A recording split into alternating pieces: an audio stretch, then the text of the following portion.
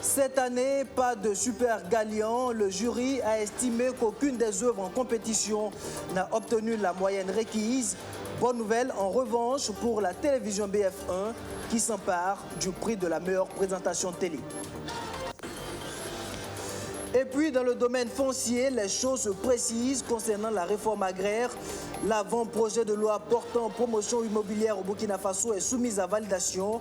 Au terme du processus, elle devrait permettre de mieux réguler l'activité foncière et mettre fin à l'accaparement des terres urbaines et rurales au Burkina Faso.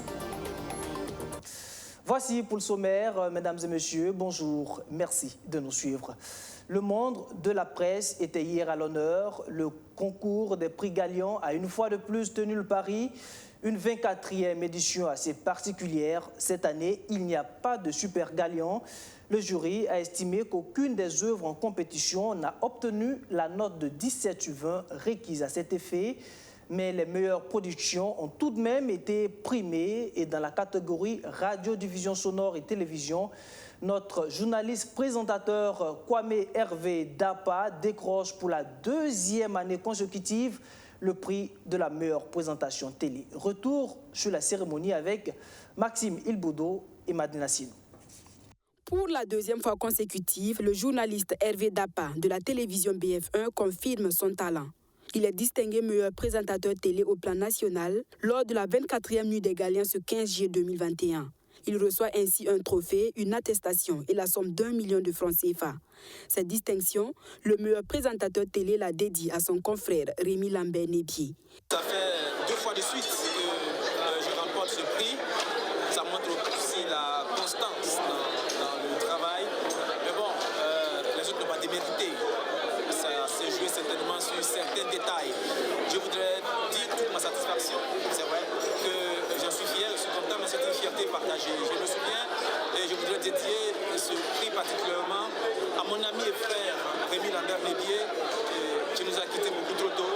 Je voulais lui dédier ce prix. Je me souviens de lui, je l'appelais affectueusement le meilleur d'entre nous parce qu'il était vraiment excellent. On s'est beaucoup inspiré de lui. Je voudrais aussi remercier tous mes confrères de la rédaction du BF1, tous ces journalistes qui vont sur le terrain et qui font des reportages parfois dans des conditions difficiles et qui essaient de faire de bons montages. C'est ce qui nous permet au niveau de la présentation de faire des lancements excellents et c'est ça qui fait que parfois on est distingué. Donc merci à tous ces reporters. Le Galien, une cérémonie qui magnifie l'excellence des hommes de médias à travers leur production journalistique. Cette année, aucune œuvre n'a séduit le jury dans la catégorie Super Galien. Pour Hervé Dapa, c'est une invite aux journalistes à plus de professionnalisme dans le traitement des contenus médiatiques. C'est une décision qui nous amène, nous, les journalistes, à faire preuve davantage d'efforts pour aller vers l'excellence, pour faire un travail encore beaucoup plus poussé. Il faut repartir au charbon, aller au fond des sujets, être encore plus professionnel dans tous les genres, que ce soit les reportages, que ce soit les entretiens, que ce soit les débats, que ce soit les présentations de journaux de télévision, d'émissions.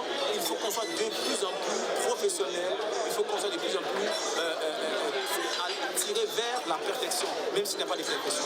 Je pense qu'on doit se remettre en cause. On ne doit pas être frustré, on doit se remettre en cause. Ça doit être un coup de pression pour nous. La 24e édition du concours Prix Galien a enregistré au total 129 candidatures, soit 258 œuvres journalistiques. Les meilleures productions dans les catégories presse en ligne, radiodiffusion et télévisuelle ont été primées.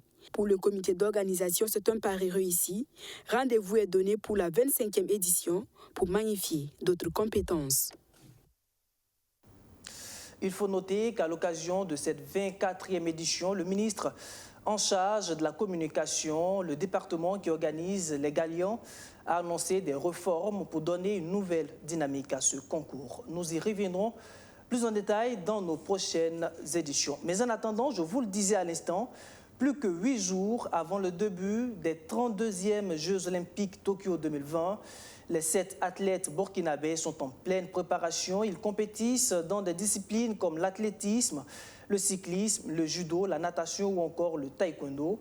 Avant que ces ambassadeurs burkinabés ne s'envolent pour le Japon, le Moronaba Bango, empereur des Mossé, a tenu à livrer un message à l'endroit des champions burkinabés. La synthèse avec Sandrine Zogouré. Les Jeux olympiques sont prévus se tenir du 23 juillet au 8 août 2021 à Tokyo, au Japon. C'est tout un peuple qui est mobilisé pour accompagner les étalons. Au premier chef, le Moronaba Bango, en tenue d'exercice sportif depuis sa salle de sport, il livre un message de soutien aux ambassadeurs burkinabés. Nos bénédictions accompagnent nos représentants aux Jeux olympiques qui débutent le 23 juillet. Je prie pour qu'ils aient d'abord la santé et la forme afin de porter haut le drapeau du pays. Ils sont 7 au départ. Je pense qu'ils vont revenir avec des médailles, mais pas seulement une médaille. Je leur demande de se mettre à la tâche. Dieu va les aider. Sur le chemin de la toute première médaille olympique, les difficultés ne manqueront pas pour les athlètes. Mais le Moronaba souhaite que l'esprit, l'honneur du pays soit le guide. Je leur demande de s'armer de courage face aux difficultés qui se présenteront. Ils n'ont qu'à avoir à l'esprit qu'ils se battent pour le Burkina Faso et les Burkinabés. Je prie encore pour qu'ils aient la santé et la forme, parce que les sportifs pensent toujours à moi. Hugues Fabrice Zango en triple saut, Marthe Yasmine Kuala en heptathlon, Faisal Sawadogo en taekwondo, Angélica Ouedraogo et Adama Ouedraogo en natation, Lucas Diallo en judo et Paul Domon en cyclisme. Ils ont la lourde mission de défendre dignement les couleurs du Burkina aux Jeux de la 32e Olympiade. À présent, ce sujet qui déchaîne les passions et que certains considèrent comme une bombe à retardement, il s'agit du secteur foncier. Et c'est justement pour que cette bombe n'explose pas que le gouvernement a entamé des réformes. La loi relative à la promotion immobilière est en relecture et l'atelier national de validation de l'avant-projet de loi a débuté hier, jeudi 15 juillet. À terme, elle devrait réguler davantage l'activité foncière et mettre fin à la prédation et l'accaparement des terres urbaines et rurales, selon le ministre de l'Urbanisme et de l'Habitat. Mais elle ne fait pas l'unanimité. Les promoteurs immobiliers la contextent, une attitude que le ministre dit ne pas comprendre, d'autant que la loi a été rédigée de manière participative, estime Maître Benewende Sankara. Arsène Konitamdi pour les détails.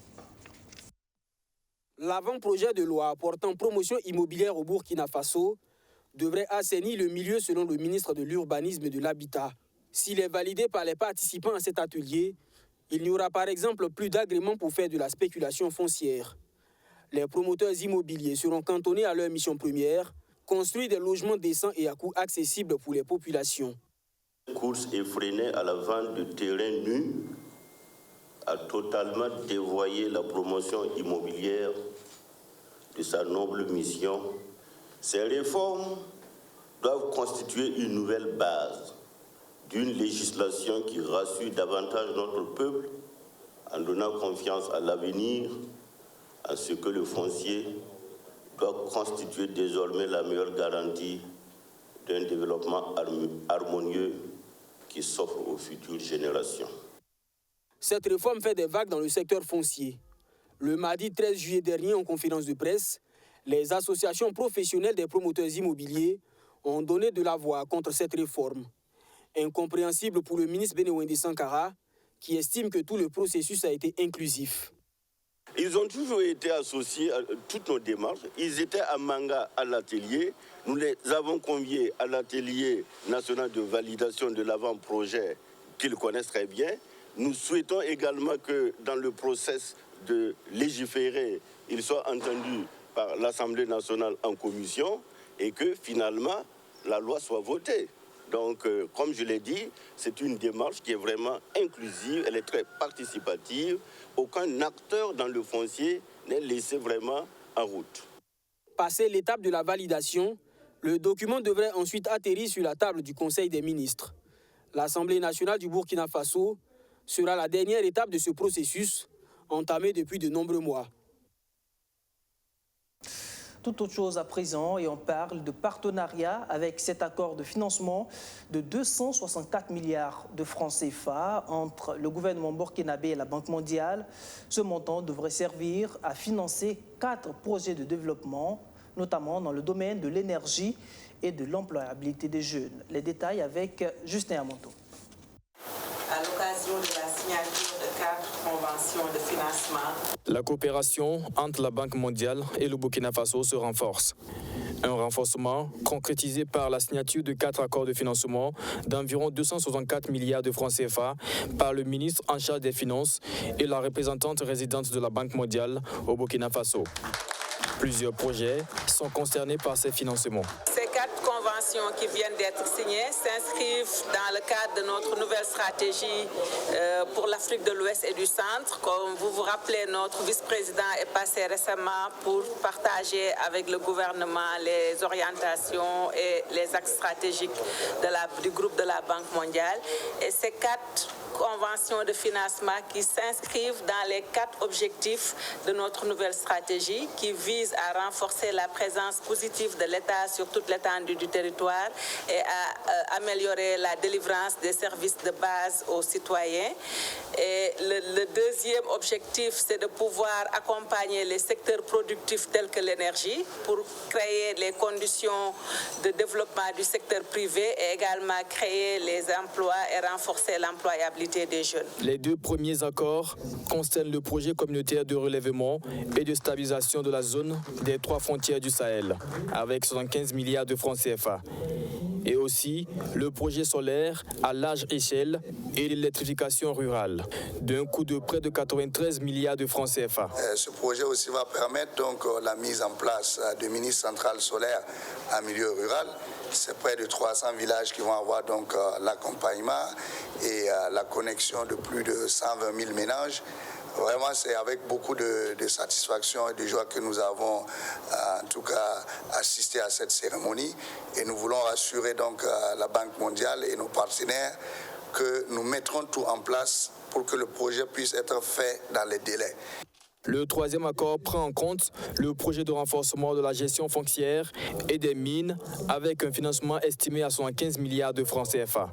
Le 4e accord vise le programme d'appui à l'inclusion financière et à l'accès au financement des petites et moyennes entreprises. Économie toujours, et vous le savez, le président du Faso a séjourné dans la capitale ivoirienne du 14 au 15 juillet où il a pris part aux côtés d'une vingtaine de chefs d'État à une rencontre de haut niveau sur la reconstitution des ressources de l'Association internationale de développement. Les travaux ont pris fin et dans le communiqué final, les chefs d'État ont fait un plaidoyer auprès de la Banque mondiale pour la mobilisation de 100 milliards de dollars US afin de soutenir les économies des pays africains durement impactés par les crises sanitaires et sécuritaires chez certains. On écoute le président ivoirien Alassane Ouattara pour la déclaration d'Abidjan. Après cette matinée de travaux, nous voici au terme de notre réunion de plaidoyer pour une reconstitution ambitieuse des ressources de l'Association internationale de développement, l'IDA. Au nom du peuple de Côte d'Ivoire, du gouvernement ainsi qu'à mon nom personnel, je voudrais adresser encore une fois mes remerciements à mes pairs, à mes homologues, au groupe de la Banque mondiale et à l'ensemble des personnalités qui ont participé à cette importante journée de plaidoyer pour la qualité de nos échanges et aussi pour leur disponibilité.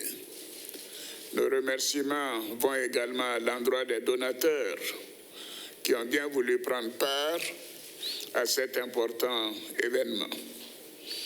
Excellences, Mesdames et Messieurs, je voudrais me féliciter des conclusions de notre réunion qui viennent d'être présentées à travers la déclaration d'Abidjan et qui visent à mobiliser, dans le cadre de la 20e reconstitution des ressources de l'IDA, au moins 100 milliards de dollars US pour une relance inclusive, verte et soutenable de nos économies pour le bien-être de nos populations.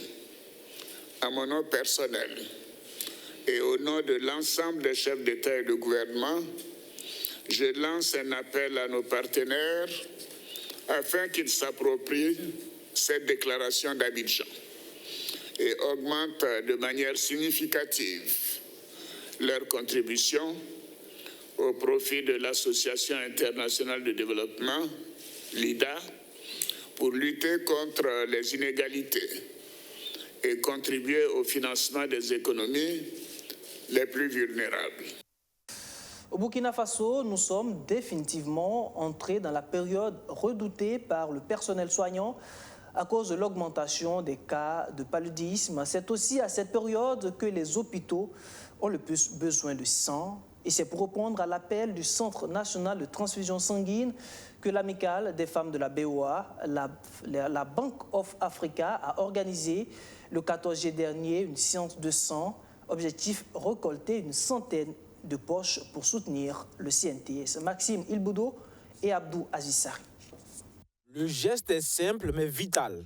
Soucieux du bien-être de leurs clients et de l'ensemble de la population, l'Amicale des femmes de la Bank of Africa donne une partie de leur liquide précieux pour sauver des vies, surtout en cette période où la demande est forte. À tour de rôle, les donneurs de sang sont soumis à des contrôles.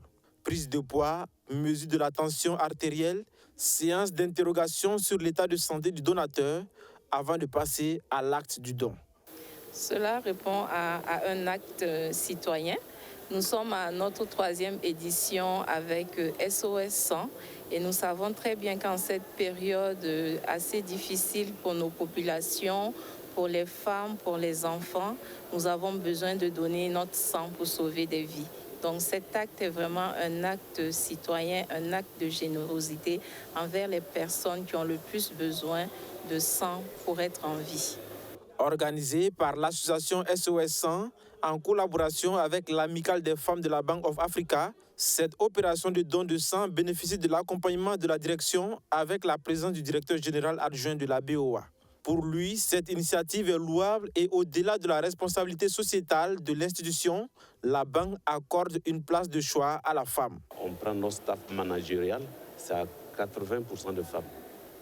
C'est l'une des banques, je pourrais dire l'une des entreprises au Burkina Faso où c'est les hommes qui peuvent se battre pour les gens parce que les femmes nous dominent un peu partout. Donner son sang pour sauver des vies, un acte de solidarité.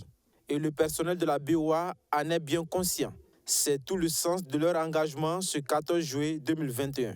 C'est un acte citoyen pour moi, étant donné que c'est la période du paludisme. En principe, les besoins en sang sont énormes en ce moment. C'est vrai que nous-mêmes, on peut être dans le besoin, on peut tomber malade, mais si on a l'occasion de sauver une vie par cette action, moi, habituellement, je ne me gêne pas et c'est un plaisir renouvelé ce matin encore. Je lance un appel pour tous ceux qui sont encore dubitatifs pour leur dire que donner le sang, c'est d'abord un acte citoyen, ensuite c'est un acte responsable et ça permet également de pouvoir se sentir utile pour la vie et puis aussi venir en aide à ceux qui sont vraiment dans le besoin. Environ une centaine de poches de sang est attendue au cours de cette journée de collecte. Le directeur général adjoint de la Bank of Africa a salué l'esprit volontariste des agents pour ce geste qui va résoudre un tant soit peu la demande en sang dans les hôpitaux. Un mot de culture avant de nous quitter avec la sortie discographique de cette jeune artiste qui nous vient de Niangoloko. Sirani Kouyaté a présenté son tout premier album à la presse, un opus de 6 titres intitulé en langue djoula Djeli Nakan ou Le destin du griot. Dans cette œuvre, l'artiste de 22 ans rend un vibrant hommage à la caste griotte et appelle également à la préservation de certaines valeurs comme la paix et la cohésion sociale, à un moment où le pays en a véritablement besoin. La cérémonie de dédicace avec Benjamin Koné. Djeli Nakan ou Le destin du griot, c'est le titre du nouvel album de Sirani Kouyaté, présenté ici à cette soirée dédicace.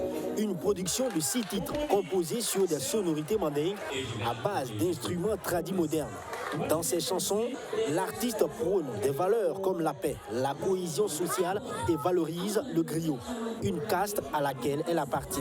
Djeli Nakan, ça parle de la culture parce que généralement les griots ne sont pas considérés.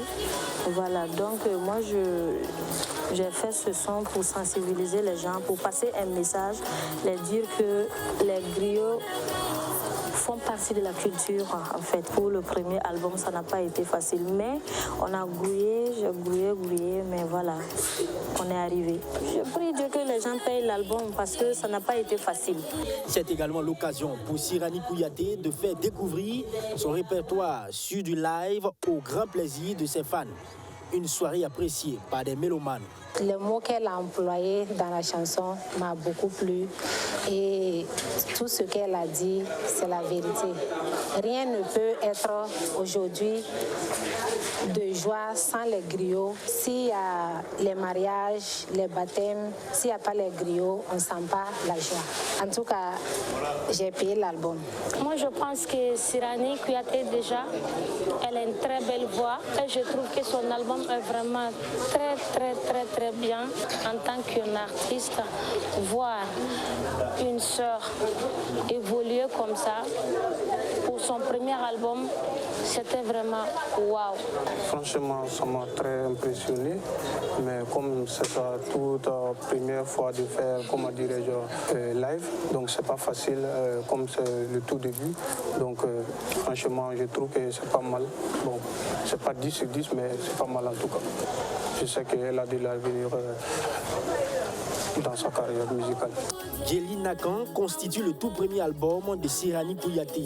La solidarité artistique était perceptible à cette soirée dédicace, avec notamment des visages du showbiz de la région des Cascades venus soutenir cet artiste qui souhaite exporter son talent hors des frontières du Burkina Faso. Voilà, fin de cette édition. Merci de l'avoir suivi. Je vous retrouve demain, si Dieu le veut, pour d'autres actualités. D'ici là, portez-vous bien et soyez fidèles au programme de la télévision BF1. Bonsoir.